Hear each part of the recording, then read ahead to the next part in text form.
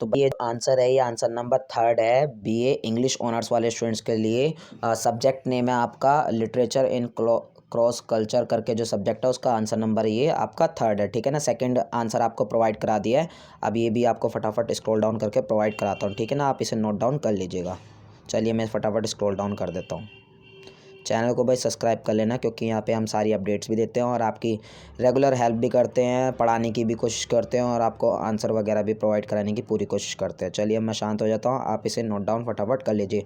भाई वीडियो को आप लोग लाइक नहीं कर रहे तो वीडियो को भी लाइक ज़रूर कर दीजिएगा, ताकि हमारी मोटिवेशन जो है वो बनी रहे आपके एग्ज़ाम तक और हम आप लोगों को आंसर जो है ऐसे ही प्रोवाइड कराते रहें। चलिए मैं स्क्रॉल डाउन करता हूँ और आप इसे नोट डाउन कर लीजिए।